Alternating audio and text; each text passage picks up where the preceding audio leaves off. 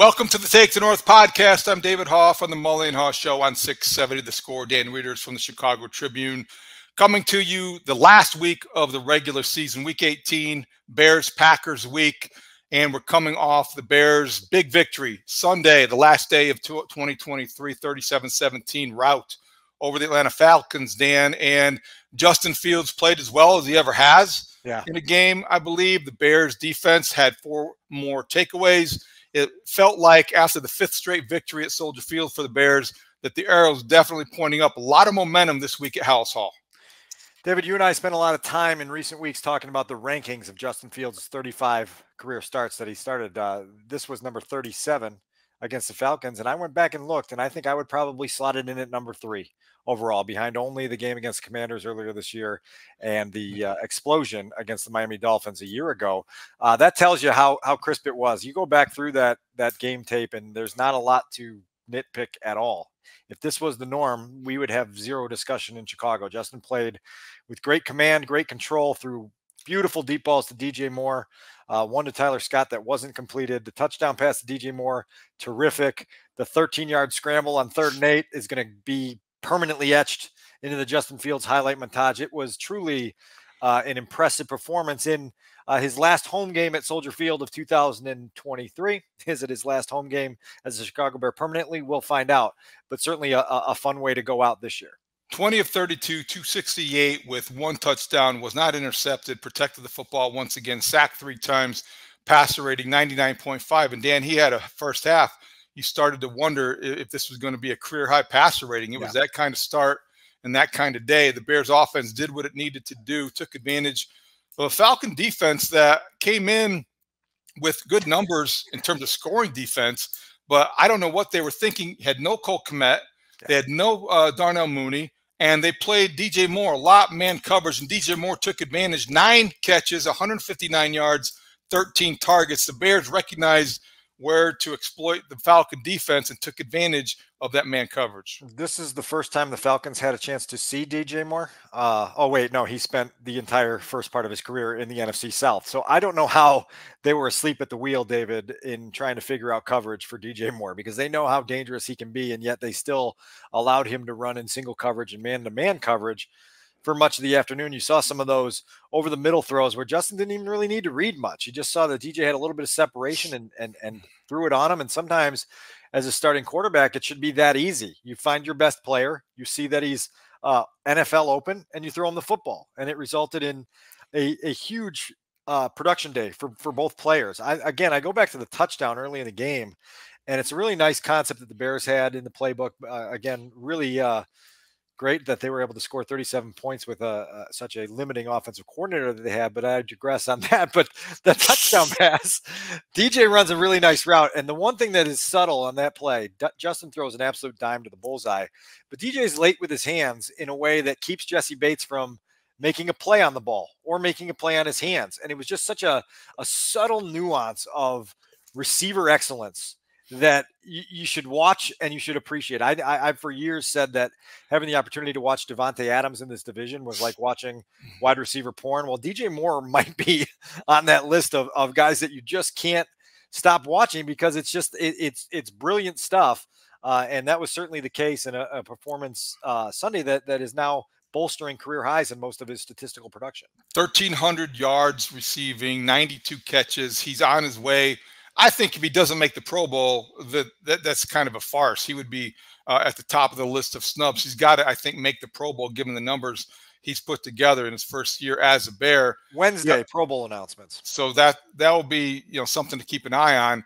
He also has been really a supportive, good teammate, to the point where he bought cigars for everybody after the game. So you walk into the Bears locker room, and boy, did it smell of cigar smoke. They had lit up and violated city ordinance and code by lighting up inside the locker room, but who cares, because they were celebrating, I suppose, the 5th straight victory, I suppose, New Year's Eve. But yeah, DJ Moore sprung for cigars because that's what he does. Yeah, well, first of all, Brad Biggs missed a golden opportunity to have a longer thought in 10 thoughts about the brand of cigar they had in the locker room, whether it was up to his standard. Brad likes to light one up periodically. Walking into that locker room initially, you're like, what the heck is this? Why is there smoke in the air? And then you kind of get the description from a very jubilant cast of players in that locker room. And look, like, me, I'm normally the pump the brakes, like slow down on all the celebratory stuff until you have something meaningful to celebrate. But given that it was New Year's Eve, given that this team feels like it has truly experienced a breakthrough in the last 7 or 8 weeks with the way they've played, with the way they've stayed together, with the way they've navigated through turbulence, I was all for it. I was okay for the vibes, the festive vibes on that day. In particular, and you felt something in that locker room that was echoed in the voices of those players, David, where I think Cole Kmet might have said it best, where he said, you see where this is headed, and then elaborated in saying, we have legitimate pieces and we have a really good football team coming together. And I couldn't have said that in the past, and I can't disagree with them. I can't either. And I think that's why I want to at least briefly touch on some of the defensive things that happened on Sunday. We'll get to the Justin Fields conversation. We'll get to the Matt Eberflus update and all that. But I think with defense, obviously, we talk about the Montez Sweat effect, and we look at, Tremaine Edmonds is getting the big money at the middle linebacker spot. We know all that Eddie Jackson brings in terms of being a veteran at free safety. But Dan, I think when you look at Sunday was a reminder too, just how productive this rookie class has been, and just how many young players in the first and second years the Bears have, to your point, as part of this core. Maybe it's a defensive core, but it's a core of players that you can count on. You think you can count on. Tyreek Stevenson had 2 interceptions. Javon Dexter had 2 more sacks. He's been very good the last 6 weeks or so.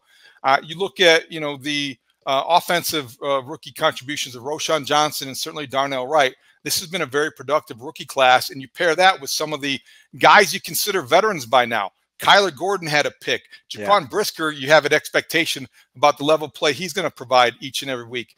You're right when you say that. The Bears have a lot to feel good about in terms of the young talent, and if they keep it together, they feel like they can do some special things. Well, on game day, part of the crux of my column for ChicagoTribune.com was just how this sets up a stage for a really, really meaningful 2024. And you can feel good about saying that as they go into this because of the things you mentioned. Defensively, they are playing well in every phase and across all 3 levels.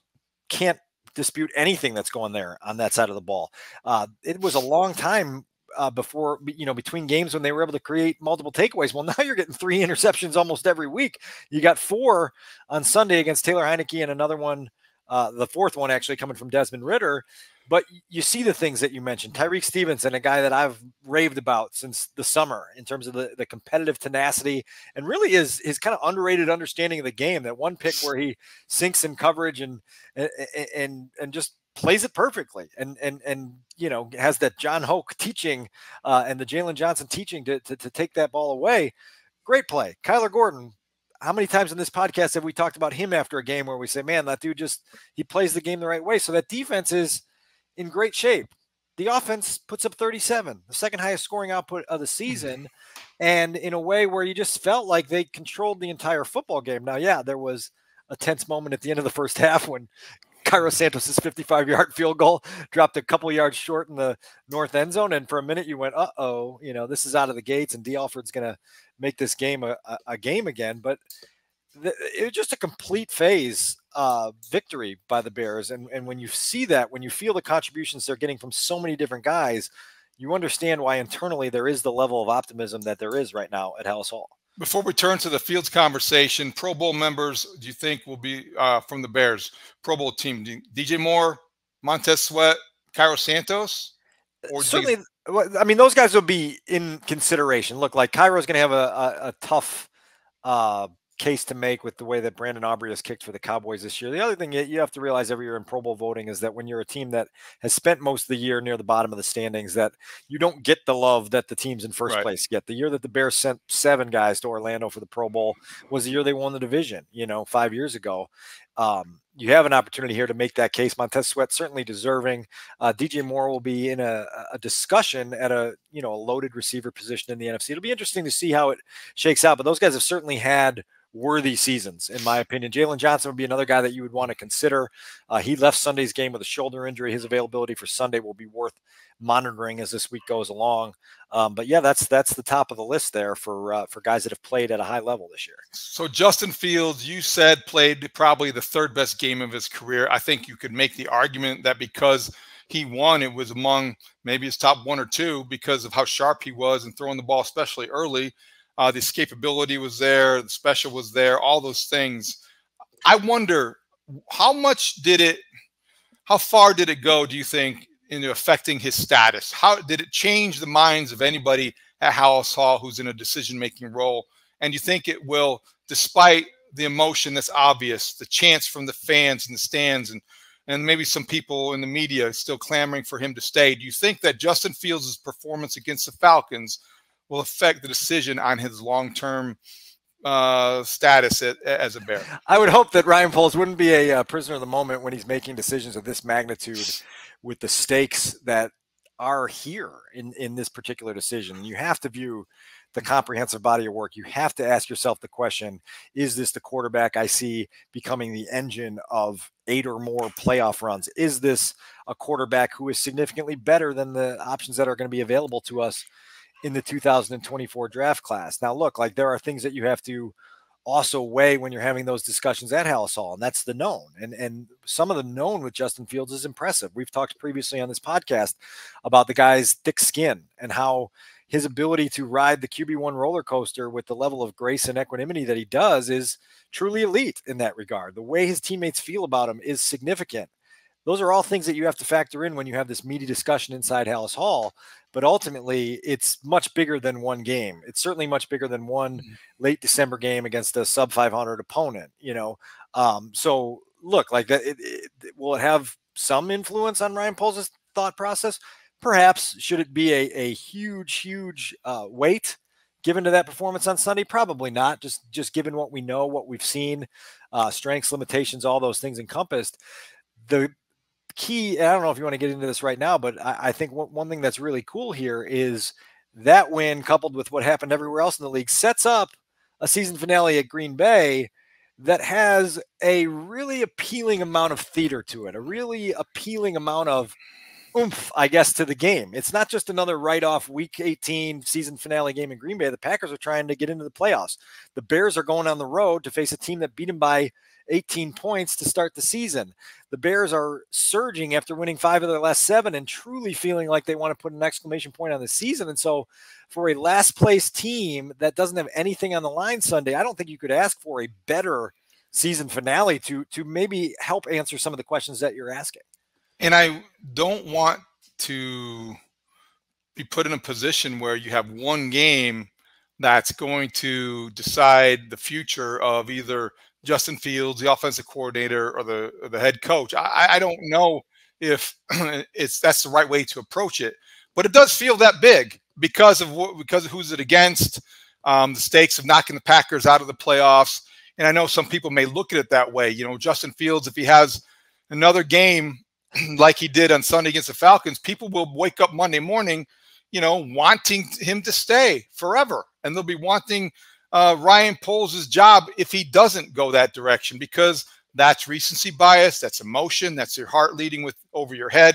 And maybe that is taking what you said, the knowns over the unknowns. And so that would be an unusual spot to be in, because or uncomfortable spot, but it'd be a great spot because I don't think you have a bad outcome. Either you use the number 1 pick, which the Panthers clinched for you last Sunday, and you take a quarterback that you think is even more special than the one you have, or you reinvest faith, hope, and money into the quarterback you have because you think that he's shown you enough in the final 7 games. That closing statement that we always talked about was convincing enough to keep him in town.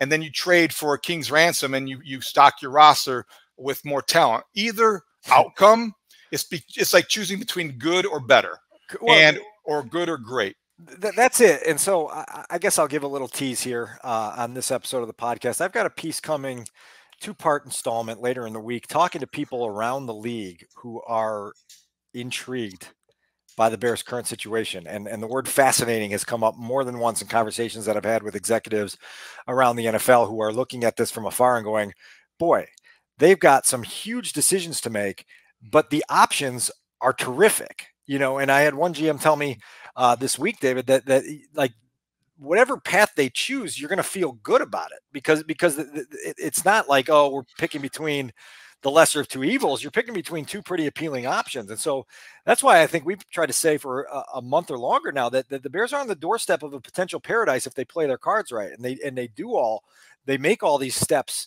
in a way that sets themselves up for long-term success. This is a terrific time in Bears history for them to capitalize on opportunity. I'll circle that back to the Green Bay game here coming up on Sunday at Lambeau Field. We've talked about players and teams meeting moments. Well, this is a moment to be met. It's not a small moment. And so it is a test of how do you do when there is something that you want to go after, and how do you fare when you have that within your reach? And so for Justin Fields, for the offense, for the defense, for Matt Eberflus, this is going to be a chance to show how you perform in those situations, which may, in fact, inform your bosses on whether they should trust you to be the person that handles those moments in the future.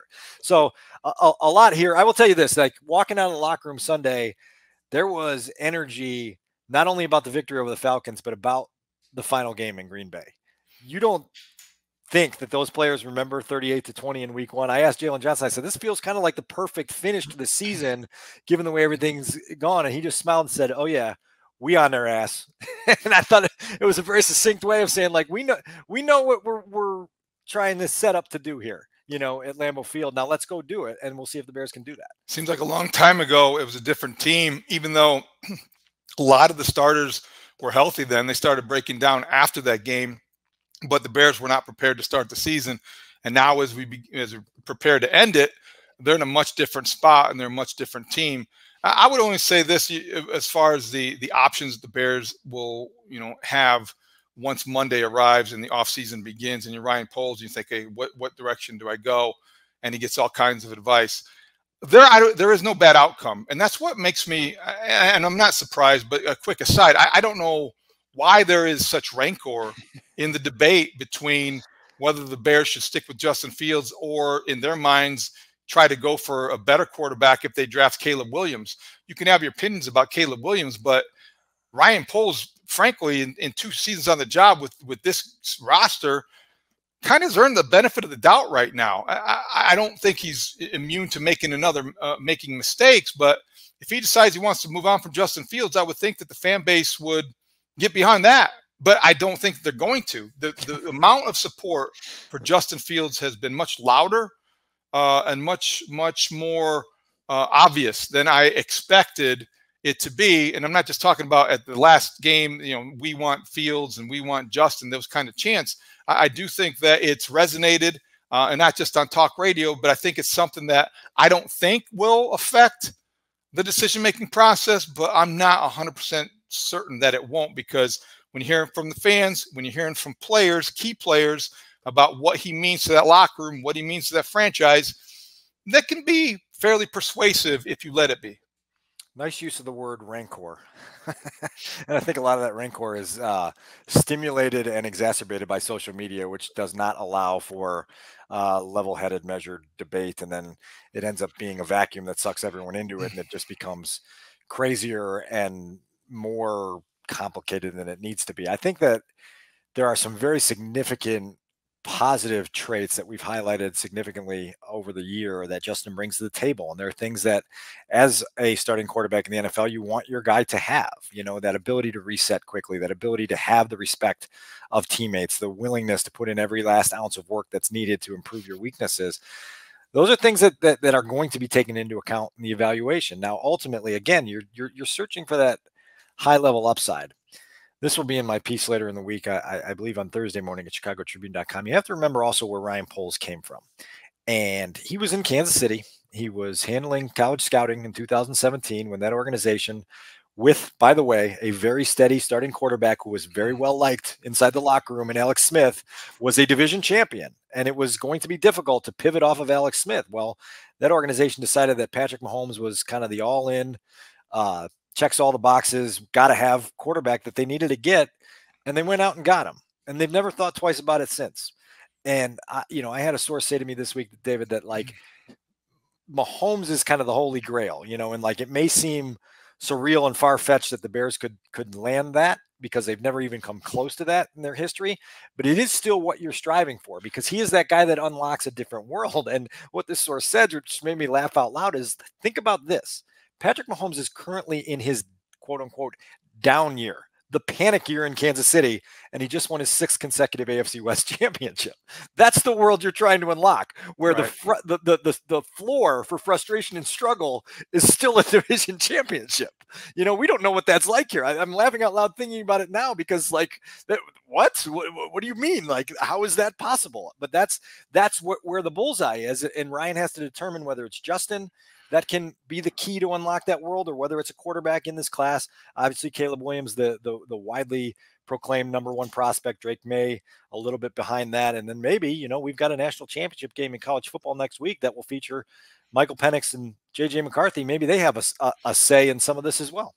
Michael Penix has thrown from over 4,500 yards 2 seasons in a row.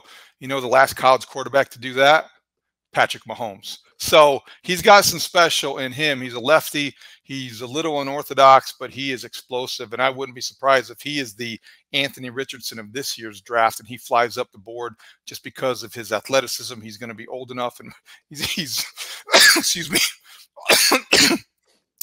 He's already 24, 25. I think he's 24 years old. So he's going to have the maturity already to take over. And yeah, there's going to be a lot of things to weigh. The 2 things, just 2 more points before we move on from this. I think what Ryan Poles would be doing if they keep Justin Fields and trade the #1 overall pick, I think number one, you'd be allowing the 7-game sample at the end, the 7-game closing argument, if you will, to outweigh the first 30 starts or so. And you don't really often see that in the NFL. I mean, you don't often see a small sample size being used to make these kind of big evaluations, and those outweighing the larger sample size in terms of overall experience. And the other thing is that I think when you look at the Alex Smith example is a good one, because it would have been easy to get swept away in emotion that year and to go for one more title. And they didn't do that in Kansas City. And that probably left an impression on Ryan Poles. We don't know how big of an impression, but if you want to not just because it's Chicago, but if you want to put together a team that's capable of winning the NFC North next year and maybe the year after that and being a perennial divisional contender, keep Justin Fields, build around him, and do what you need to do. I think what we're talking about, and we're influenced by the ambitious talk of Kevin Warren since he arrived, is the Bears want to take bigger swings. Yeah. And it's not asking yourself, what can we do to put together a divisional champion and take the North? Thanks for the title. But you want to put together a roster that's good enough to win a Super Bowl and a championship. And that's what it's all about. Well, I asked one current GM if that was a position where the, I guess, responsibility of swinging for the fences was imperative over sitting with a single or a double like you might have in Justin Fields. And his response was, they don't even need to swing for the fences. They have the bleeping #1 pick. And so it's not like they even have to take a big swing. They're going to get a fastball down the middle of the plate and they just have to connect on it, right? Like, you have your choice now. And I thought that was a good dash of perspective there, where you're not going to have to wager away a bunch of future draft capital to take this huge swing on a prospect that you truly believe in.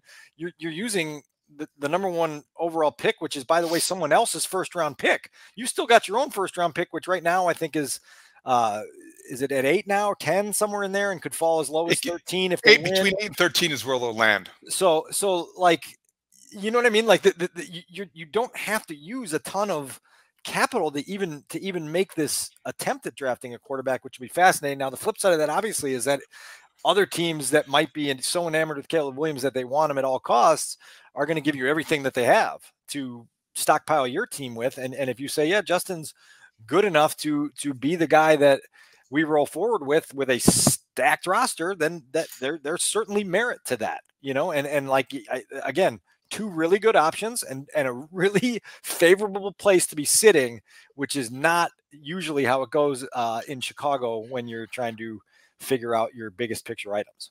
No doubt about it. This is an ongoing conversation. I think what Justin Fields did was he made it more difficult as a decision. I don't know if it'll be much different. We'll have to wait and see. But it certainly gives us plenty to discuss and to write about and all that stuff.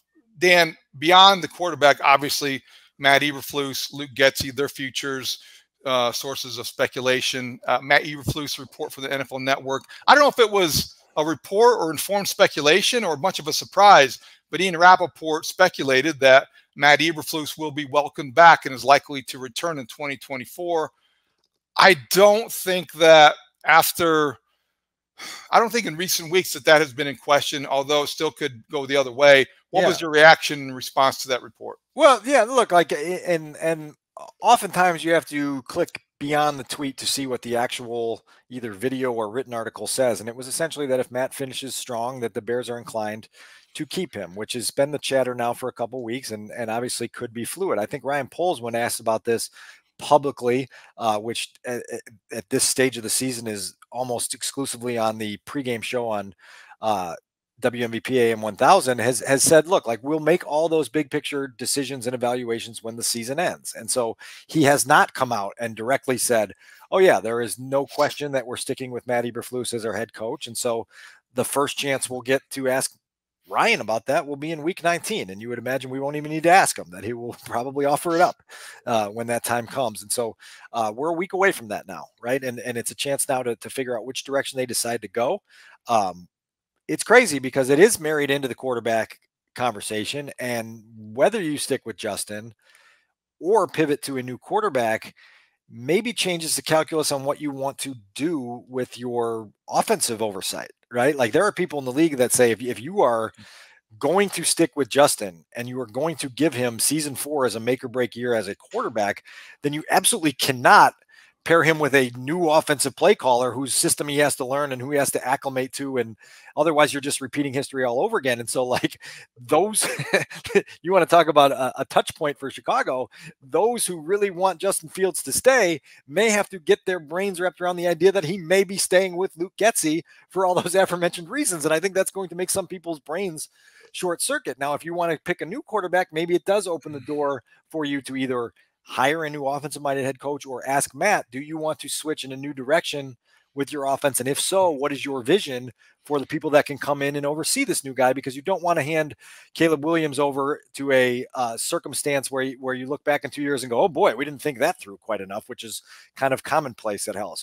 For the sake of argument, if the Bears beat the Packers by 2 touchdowns Sunday at Lambeau Field, as much as that would please the McCaskies, you could see that scenario you just described taking place, that they would run it back. They would bring everybody back, finish with momentum, and use the Lions argument that they're going to carry over that success to 2024, use the draft pick for all the capital to build out the roster, and take their chances in the way that they have rebuilt this season and kind of restored some hope. And that is why you can't draw any conclusions as we sit here today. That's why we continue to say it's not a cop-out, it's just reality. You don't have to make a decision until you have to make a decision. Things change all the time in the National Football League. Every week's a season unto itself. Well, the other part of this quarterback discussion, David, is it's not going to have the resolution that the coaching staff decision will have, which will come in January. This quarterback situation could twist in the wind for months. And boy, what a gift to you who hosts a morning radio talk show 5 days a week. But it is going to be a complex time in the world of speculation and chatter and reporting and everything else if that situation continues to twist the way it presumably will.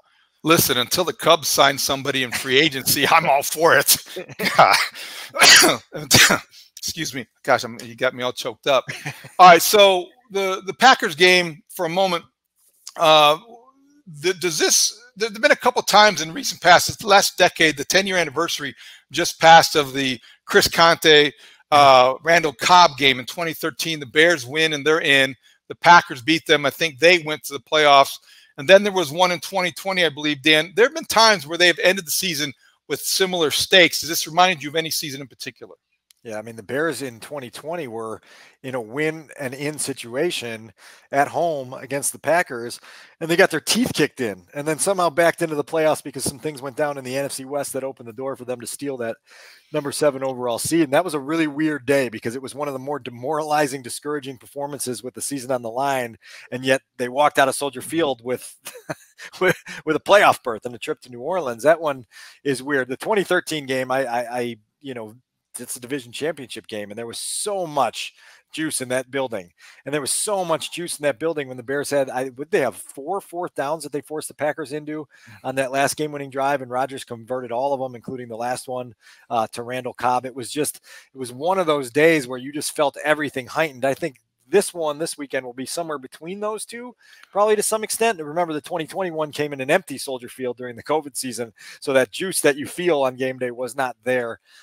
So this one will be interesting. But like I say, the theater of it is fun for me, and I think the significance for the players and coaches of the Bears is noteworthy, because they all understand that this would be a chance to finish with 6 wins in 8 games, a chance to do what the Lions did last year and not only finish strong, but knock the Packers out of the playoffs. And there's always great satisfaction in doing that to that organization. And so exciting. It's an exciting Week 18 game. And if you would have told me, in Week 9 that I'd be talking about an exciting Week 18 Bears game, I would have said, David, you need to get your drug test in real soon. So it'll have some marquee value. CBS is sending its top team, Jim Nantz and Tony Romo. I didn't realize until looking that Tony Romo was the quarterback of the Cowboys during the Matt Eberflus tenure with the Cowboys on the staff. I wonder if Tony Romo will get any good insight into what the Bears are thinking about Justin Fields or anything else, or if he'll share it with his audience and he'll get it right, or maybe he can predict the future like he does so often on third down. But I think that's an interesting little connection this week, and I don't know if that adds more luster to the game. It is Bears Packers. It does have some cachet. I'm glad that it means something. I'm glad we're not talking about whether or not Justin Fields should play or not. I like the idea that Matt Eberflus said, hey, this is a normal approach to games. And they're not going to look at Week 18 any differently in terms of preserving players or trying to protect them. Yeah, well, and look, it's just you have to take advantage of this opportunity. And this is the type of game that if you win it, and you win it in convincing fashion, it can carry for months, and it can propel you into the offseason, which then becomes the chance, no matter who the quarterback is, when you start OTAs in May, your chance to generate momentum and keep belief going rather than trying to create it from scratch, which has been the case in so many seasons before. And so fun. It should be fun. It's always a nice drive up there. Hopefully the weather cooperates this weekend, and then we'll scoot back for Monday, the Monday of Week 19, typically eventful, and then the Tuesday, Wednesday, and Thursday of Week 19, always unpredictable. Before we get out of here, there was something I want to ask you about Matt Eberflus when he talked to the media on New Year's Day. And there are 2 things I wondered if I'm reading too much into as far as tells. He was asked one question about Justin Fields, and then another question about him calling the defenses. When he was asked if Justin Fields was a franchise quarterback, I think that he sounded very resistant into embracing that idea, and he talked around it, where I don't know that there's anything that he could have there's nothing to lose from saying, yes, he's our franchise quarterback. Yes, he's special. Yes, he's our guy. He didn't say that. So I almost heard no, because he's not tipping his hand by saying anything. If you say that you love him, you're not really telling teams anything except for you love your guy, which I think would carry a lot of value. So number one, did you read anything into that? And secondly, when he was asked about calling signals, and he called it a passion of his, did it leave the impression to you, because it did to me, if he comes back as expected, he's going to be calling defensive signals next year? All right. So question 1, I did not hear a yes or no in his answer about Justin being the franchise quarterback. I heard an undecided, and I think that's probably telling. And so I don't think you were reading too much into that, because I think that's the general consensus around the league, is that it's like, would you check the box for Justin is special or Justin isn't special? And I think a lot of people don't want to check either box yet because they're not sure. So that's that. And that's why Chicago has had this impassioned civic debate going on 2+ years now. As far as Matt calling the defense, he certainly sounded like someone who found his comfort zone again in taking control of that aspect of the team, and then trying to find other ways to delegate and spread the responsibility around so that he doesn't have to be spread thin as a head coach, which you naturally are if you're calling plays. But it certainly seemed like that would be his preferred direction in 2024 if he stays as the head coach, that he would still be the defensive signal caller on the sideline. And so then you'd have to probably name a coordinator that helps you with things. What happens to Phil Snow? Is there someone on staff that you can promote into a coordinator role? But it certainly seemed like, yeah, I know. You think Phil Snow's AI. He's AI generated. I'm not convinced he exists. I just have never seen him on campus, on site, on the premises. Of all of the modern day conspiracy theories in the sporting world in the NFL, Phil Snow isn't real from David Haugh is one of the ones I couldn't have predicted when this season began. I've never seen him.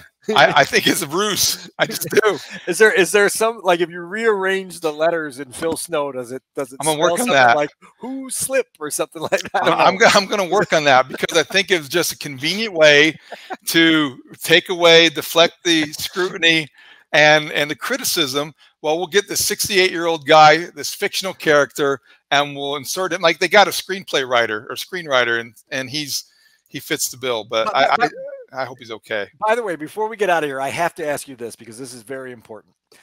On Friday morning, I sat in for you with Zach Zaidman on the Mully and Haugh show, and I played the always popular Pick 6 game that you guys use to start the 6 o'clock hour on your show. One of the questions in Pick 6, David, was who will the Bears starting quarterback be on week 1 of 2024? I have gotten flack in the past for dodging those questions or not wanting my answer to them to get blown out of proportion or whatever. I said, I'm not going to do that. It's 6 in the morning. We're going to have fun. It's Friday morning. I set my alarm for 3:50. We're going to have fun this morning. And so I gave an answer, right? Pick 6. It's a sports talk radio bit, if you're not familiar. It's just a little fun in the morning. Free on your Odyssey app, 670score.com. And so my answer was that the Bears would indeed pivot off of Justin Fields. They would indeed go into the draft and draft a quarterback. And in order to lengthen the runway for that quarterback, they will do as they have done in the past with Andy Dalton and Mike Glennon and Cordell Stewart, and they will have a veteran in here. And not only did I say they'd have a veteran here, I just went through the free agent list of 2024 NFL quarterbacks, and I said Jacoby Brissett will be the starting quarterback. People took this as if I was reporting that Jacoby Brissett was their preferred option as the starting quarterback of the Chicago Bears. I have at least 2 followers on Twitter who are coming at me daily, attacking me for saying Jacoby Brissett would be the week 1 starter. I'm just playing a little game, a sports talk radio game in the morning on a Friday. Like, lighten up, go find something else you can do for a couple hours, decompress, get out of the cauldron that is Bears social media right now, and stop turning every little comment about the team into some like crazy thing. I'm just wondering what you think as a host of that show and somebody that's put in that position every single morning. Well, I love it, because now I'm going to go back and listen to the rewind, because I was sleeping in. Good. Secondly, you were hosting, and you did a great job from what I hear, what I heard of the show too, with Zach Zaidman. And compared to Zach, your take on Justin Fields is positively optimistic and glass half full. You are the positive one in that discussion. And the last thing is, I believe that that's a really good answer, because it suggests that it's compelling. We try to use that, 25-minute segment to get through the topics of the day and to give people something to think about. And that's something to think about. If you pivot from Justin Fields, we're assuming that Caleb Williams is going to be ready from day 1. Maybe the Bears don't want to do that. They want to slow his growth and development. And if they did that, Jacoby Brissett is the kind of veteran quarterback you would insert. I'm just mad that I didn't think of it first. I'm not saying that is going to be the preferred option. I am saying that if Jacoby Brissett signs a contract with the Bears in the offseason, you better bet that my social media feed is going to be insufferable for half of a day, because those people are going to get it. But I digress. Yeah, I don't think that's crazy. That's a pretty, when Dustin Rhodes is involved in Pick 6, that kind of take that you just offered of yours and Jacoby Brissett, it's kind of tame by comparison. So I wouldn't worry about getting too far over your skis during Pick 6. It's a fun perpetuate that for the next 5 or 6 months. Just keep his name in the kitty and circulate it and see how far we can take this thing. Cool. Anything else we overlooked or forgot? No, I will just say this, that Justin Fields sharing in the postgame on Sunday that DJ Moore showed up to an off-season workout with a cigar in his mouth, balled out, had a productive workout, and then got back in his truck and put the cigar back in his mouth was a pretty compelling anecdote on a day that reminded you that winning teams usually have a lot of compelling, fun anecdotes to share. And DJ Moore on the Mully and Haugh show on Tuesday morning confirmed that anecdote, added a little detail, said he didn't even stretch. He got out of his truck after rolling up in his truck, ran some patterns, got back in his truck and had his coffee and a cigar, and he drove away. Terrific. So yeah, he's he's been a lot of fun to work with, and he had a lot of fun on New Year's Eve, and the Bears certainly enjoyed their 37-17 victory over the Falcons.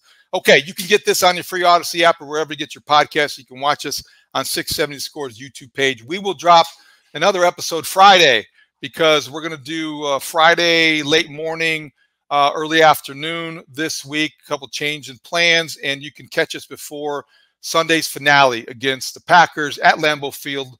Try to keep the Packers out of the playoffs. That game starts at 3:25. So for Adam Sadzinski and Dan Wiederer, I'm David Haugh. Thank you for listening to the Take the North podcast. Great talk. See you out there.